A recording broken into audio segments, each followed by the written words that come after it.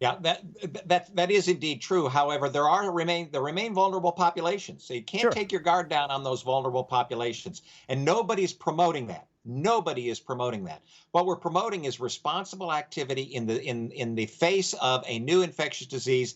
We're seeing more testing, as you have said and the president said, which decreases the mortality rate because you got more tests.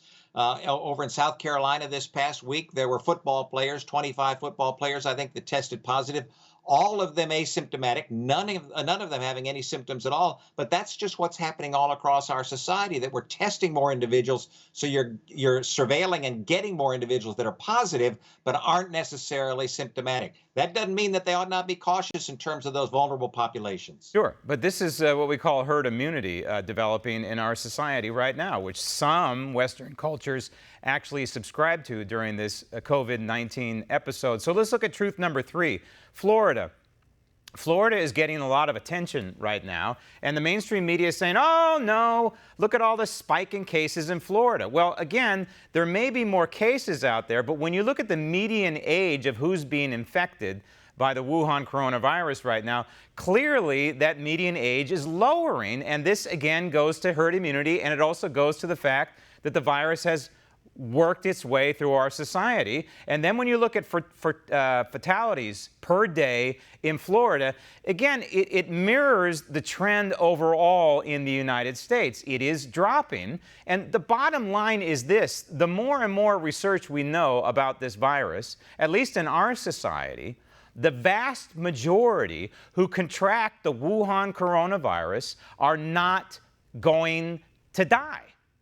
Absolutely. In fact, a huge majority are not going to die. The vast majority of individuals likely don't even know that they have it unless they've gotten tested. The vast majority will never require any treatment other than over-the-counter kinds of treatment.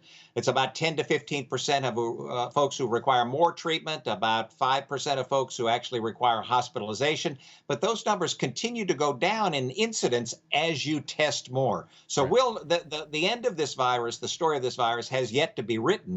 But I believe, as you mentioned earlier on, that it's going to be a virus that is going to have a mortality rate somewhere around the seasonal flu, Yep. maybe a little greater, but certainly not the 10, 20 times that was predicted early on by some individuals. That was predicted by folks like Governor Newsom in California. And I would ask the people who live in California to look at the numbers right now.